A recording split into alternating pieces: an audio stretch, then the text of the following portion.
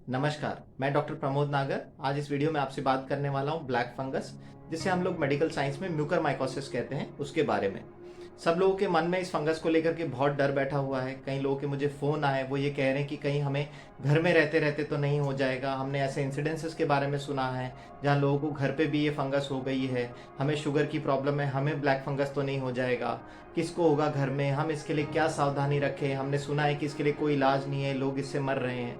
तो डरने की ज़रूरत नहीं है। अगर हम इस चीज़ के बारे में जानें तो थोड़ी सी सावधानियां रख के हम लोग इस फंगस से बच सकते हैं। ये फंगस कोई नई फंगस नहीं है, ये पहले भी हुआ करती थी। प्रकृति में बहुत सारी तरह की फंगस हैं जो हवा में उड़ती रहती हैं।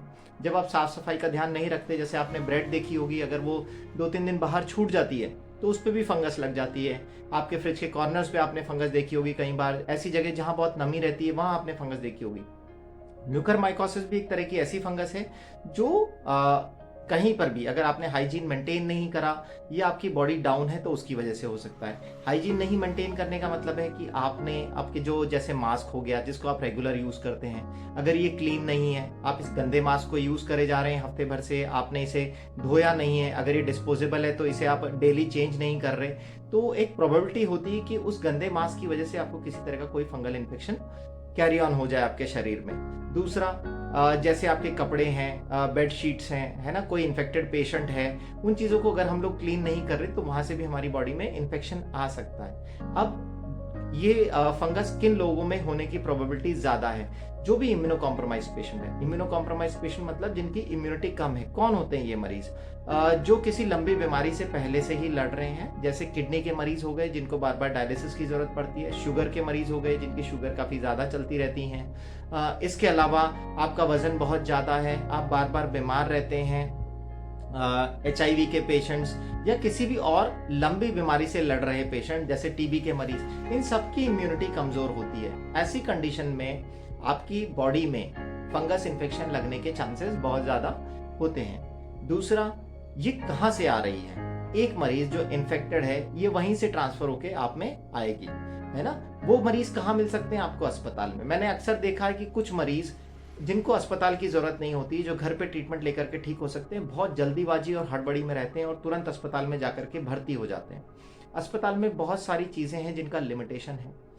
हो सकता है कि आपको दिए जाने वाला मास्क क्लीन नहीं है, वो ऑलरेडी किसी इन्फेक्टेड पेशेंट का हो सकता है आपके नेजल प्रोंग जिससे आप ऑक्सीजन की सांस लेने वाले हैं वो नलची, वो इन्फेक्टेड हो सकता है आपकी बेडशीट इन्फेक्टेड हो सकता है आपका पिलो इन्फेक्टेड हो, आपका वेंटिलेटर इन्फेक्टेड हो।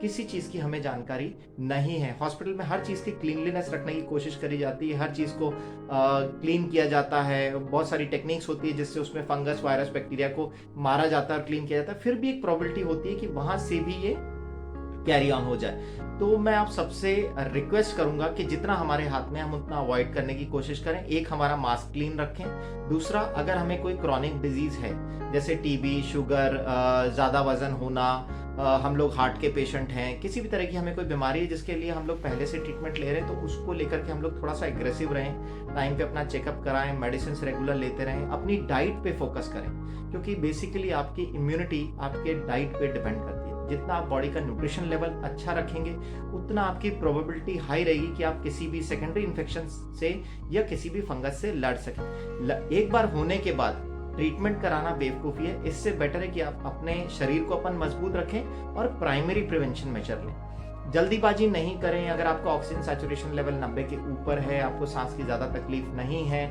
घर पे आप दवाइयाँ खा के मैनेज हो सकते हैं, तो ज़रूरी नहीं कि आपके पास बहुत पैसे हों इसलिए अपने को अस्पताल जाना है और भाग के भर्ती होना है, ठीक है। वहाँ जाकर के आप दिक्कत में आ सकते हैं। तो बेटर है कि अपने डॉक्टर को आप OPD बेसिस पे दिखाएं। अगर वो कहता है कि आप घर पे ठीक हो सकते हैं दवाइयाँ लेकर के, तो वेट कीजिए, घर पे सारी चीज़ों को मैनेज करने की कोशिश कीजिए, जल्दीबाजी में मत रहिए, क्योंकि ऐसा भी अमूमन देखने में आ रहा है कि हॉस्पिटल की चीज़ों से भी ये ट्रांसफ़र हो सकता है। यह हो सकता है कि आपको सारी चीज़ें क्लीन दी गई हो लेकिन आपके बगल वाले बेड पे जो पेशेंट है वो इससे इन्फेक्ट हो गया हो।